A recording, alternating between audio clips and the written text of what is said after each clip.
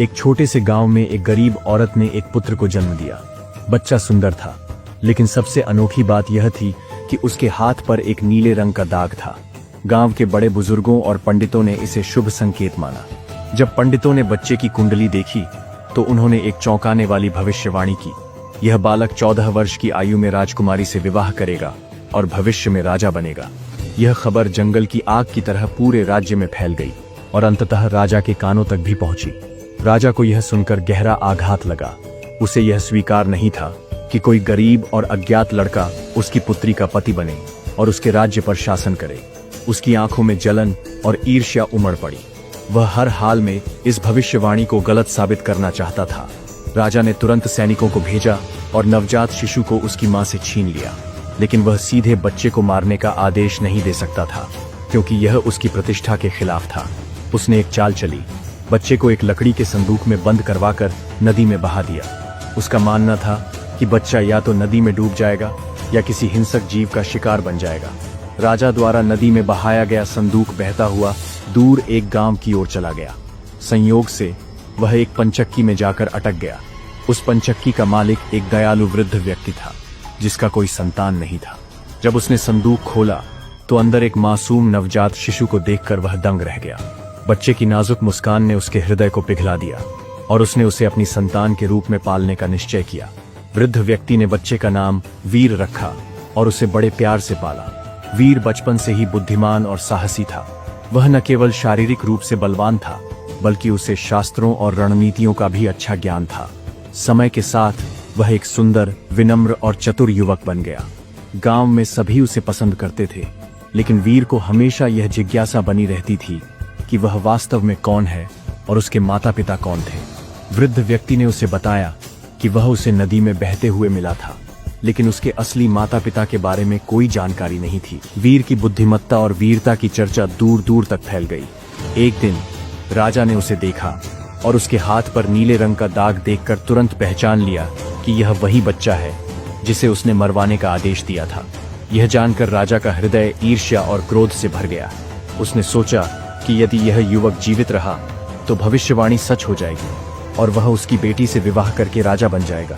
राजा ने चालाकी से वीर को अपने पास बुलाया और कहा, तुम बहुत प्रतिभाशाली और साहसी हो। मुझे तुम पर विश्वास है, इसलिए मैं तुम्हें एक विशेष संदेश लेकर रानी के पास भेज रहा हूँ। राजा ने पत्र में लिखा, इस पत्र को पढ़ते ही इसे लाने वाले युवक को तुरंत मृत्यु दंड दे दिया जाए। वीर को इस षड्यंत्र की भनक तक नहीं लगी। वह प्रसन्नता पूर्वक राजा के आदेश का पालन करने के लिए निकल पड़ा। यात्रा के दौरान वीर को रात हो गई और वह विश्राम करने के लिए जंगल में एक घर में ठहर गया। यह घर डाकुओं का था, लेकिन वीर को इस बात की जानकारी नहीं थी। डाकू पहले तो उसे लूटने का विचार कर रहे थे, लेकिन जब उन्होंने देखा कि वह सीधा सादा और परोपकारी युवक है तो उनका हृदय पिघल गया। रात में जब वीर सो रहा था तब डाकुओं ने जिज्ञासावश उसके पास रखा पत्र खोलकर पढ़ा। राजा की क्रूर योजना जानकर वे अत्यंत क्रोधित हुए। उनमें से एक चतुर डाकू ने योजना बनाई और पत्र को बदल दिया। अब उसमें लिखा था, इस युवक का स्वागत किया जाए और तुरंत राजकुमारी के साथ उसका विवाह कर दिया जाए। अगले दिन वीर राजमहल पहुंचा और पत्र रानी को सौंप दिया। रानी ने जैसे ही पत्र पढ़ा वह प्रसन्न हो गई। उसे लगा कि राजा ने खुद इस युवक को अपने दामाद के रूप में स्वीकार कर लिया है। तुरंत राजमहल में विवाह की तैयारियां शुरू कर दी गईं। जल्द ही राजकुमारी का विवाह वीर से हो गया। जब राजा महल लौटकर आया और उसने देखा कि उसकी बेटी का विवाह उसी युवक से हो चुका है जिसे वह मारना चाहता था, तो उसका गुस्सा 7वें आसमान पर पहुंच गया। वह सोचने लगा कि सीधे तौर पर उसे मारना अब संभव नहीं। वह अब राजकुमारी का पति था। राजा ने सोचा कि इसे असंभव कार्य पर भेजकर मरवा दिया जाए। राजा ने युवक को दरबार में बुलाया और कहा, यदि तुम सच में मेरे योग्य दामाद बनना चाहते हो तो तुम्हें मेरी एक परीक्षा देनी होगी। युवक ने निडर होकर कहा, मुझे बताइए, मुझे क्या करना होगा? राजा ने मुस्कुराते हुए कहा, तुम्हें शैतान के सिर से 3 सोने के बाल लाने होंगे। यदि तुम यह कार्य सफलतापूर्वक कर पाते हो तो मैं तुम्हें अपना उत्तराधिकारी मान लूंगा, लेकिन यदि तुम असफल हुए तो तुम्हें मौत मिलेगी। यह सुनकर दरबार में सन्नाटा छा गया। सभी जानते थे कि यह कार्य असंभव था, क्योंकि शैतान के महल तक कोई भी व्यक्ति जीवित नहीं पहुंचता। लेकिन युवक को खुद पर पूरा विश्वास था। उसने राजा की शर्त स्वीकार कर ली और यात्रा के लिए निकल पड़ा। राजकुमारी को इस परीक्षा की चिंता हो रही थी। लेकिन युवक ने उसे दिलासा दिया और कहा, चिंता मत करो, मैं जल्द ही लौट कर आऊंगा। युवक ने राजा की कठिन शर्त स्वीकार कर ली थी और शैतान के 3 सोने के बाल लाने की यात्रा पर निकल पड़ा। रास्ता लंबा और खतरों से भरा था, लेकिन वह निडर होकर आगे बढ़ता गया। युवक चलते चलते एक गांव में पहुंचा, जहां लोग प्यासे थे, क्योंकि गांव का एकमात्र कुआं सूख चुका था। परेशान ग्रामीणों ने युवक से कहा, यदि तुम शैतान के पास जा रहे हो तो कृपया उससे पूछना कि हमारा कुआं सूख क्यों गया है। युवक ने उनकी परेशानी सुनी और वादा किया कि वह शैतान से इसका उत्तर लेकर लौटेगा। आगे बढ़ते हुए युवक एक भव्य महल के पास पहुंचा। महल के बाहर एक विशाल पेड़ था, जो पहले सोने के सेब देता था, लेकिन अब पूरी तरह सूख चुका था। राजा ने युवक को बुलाकर कहा, यदि तुम शैतान से मिल रहे हो तो उससे पूछना कि मेरा पेड़ क्यों सूख गया है और इसे फिर से हरा भरा कैसे किया जा सकता है। युवक ने राजा को आश्वासन दिया कि वह इस रहस्य का उत्तर भी जरूर लेकर आएगा। आगे चलते हुए युवक एक नदी के किनारे पहुंचा, जहां एक बूढ़ा नाविक था।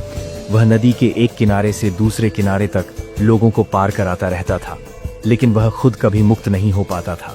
थके हारे नाविक ने युवक से अनुरोध किया, यदि तुम शैतान से मिल रहे हो तो कृपया उससे पूछना कि मैं इस शाप से कैसे मुक्त हो सकता हूँ।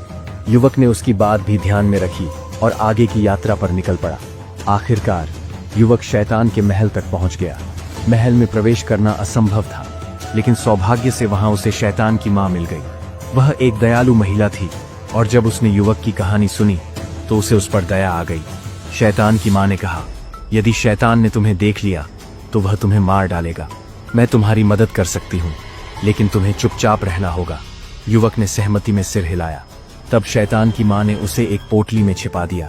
रात होते ही जब शैतान गहरी नींद में चला गया तो उसकी मां ने उसका सिर अपनी गोद में रखा और धीरे धीरे उसके बाल सहलाने लगी। फिर उसने उसके सिर से एक सोने का बाल निकाल लिया। शैतान करवट बदलकर जागा और गुस्से से बोला, मेरे बाल क्यों खींचे?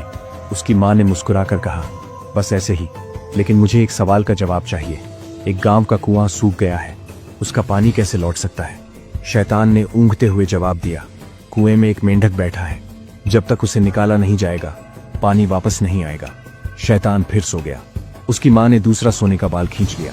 शैतान गुस्से में उठ बैठा। अब क्या हुआ? उसकी मां ने कहा, बस एक और सवाल। एक राजा का पेड़ जो सोने के सेब देता था, वह क्यों सूख गया?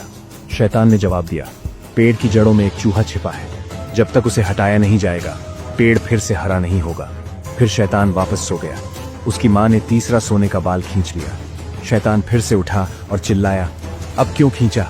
उसकी मां ने कहा, मुझे एक आखिरी सवाल का जवाब चाहिए। एक नाविक जो हमेशा नाव चलाता रहता है, वह इस शाप से कैसे मुक्त हो सकता है? शैतान हंसकर बोला, बड़ा आसान है। अगली बार जब कोई यात्री उसकी नाव में बैठे तो उसे चप्पू पकड़ा दे और खुद किनारे कूद जाए। फिर यात्री इस श्राप का शिकार हो जाएगा और नाविक आजाद हो जाएगा। इतना कहकर शैतान फिर से सो गया। उसकी मां ने युवक को पोटली से बाहर निकाला और उसे तीनों सोने के बाल और सभी सवालों के जवाब दे दिए। युवक ने शैतान की मां का आभार व्यक्त किया और तुरंत राजा के महल की ओर वापस लौट पड़ा। युवक शैतान के महल से सफलतापूर्वक लौट रहा था। रास्ते में वह पहले उस नाविक के पास पहुंचा जिसने अपनी मुक्ति का उपाय पूछा था। युवक ने उसे शैतान का उत्तर बताया, जब अगला यात्री नाव में बैठे तो उसे चप्पू पकड़ा दो और खुद किनारे कूद जाओ, तब तुम आजाद हो जाओगे।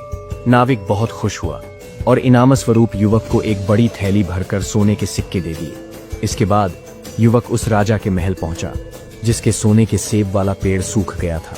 उसने राजा से कहा, पेड़ की जड़ों में एक चूहा छिपा है, जब तुम उसे निकाल दोगे तो पेड़ फिर से हरा भरा हो जाएगा और सोने के सेब देने लगेगा। राजा ने तुरंत अपने सेवकों से चूहा निकलवाया और देखते ही देखते पेड़ फिर से हरा हो गया। प्रसन्न होकर राजा ने युवक को बहुत सा सोना और गहने दिए। आखिर में युवक उस गांव पहुंचा जहां कुआं सूख गया था। ग्रामीणों से कहा, कुएं में एक मेंढक बैठा है, जब उसे बाहर निकाला जाएगा तो पानी फिर से आ जाएगा। गांव वालों ने कुएं में झांका और सचमुच वहां एक बड़ा मेंढक मिला। जैसे ही उसे बाहर निकाला गया, कुएं में पानी भरने लगा। खुशी से झूमते गांव वालों ने युवक को बहुमूल्य उपहार दिए। अब युवक ढेर सारे धन और शैतान के 3 सोने के बाल लेकर राजा के महल पहुंचा। उसने राजा को बाल सौंपे। राजा आश्चर्यचकित और निराश था कि युवक न केवल जीवित लौट आया, बल्कि अब वह बहुत अमीर भी हो चुका था। राजा ने जब युवक को सकुशल लौटते हुए देखा और उसके पास शैतान के 3 सोने के बाल पाए, तो वह अचंभित रह गया। उसने सोचा था कि यह कार्य असंभव होगा, लेकिन युवक ने न केवल शर्त पूरी कर ली थी, बल्कि अपनी बुद्धिमानी से ढेर सारा धन भी अर्जित कर लिया था।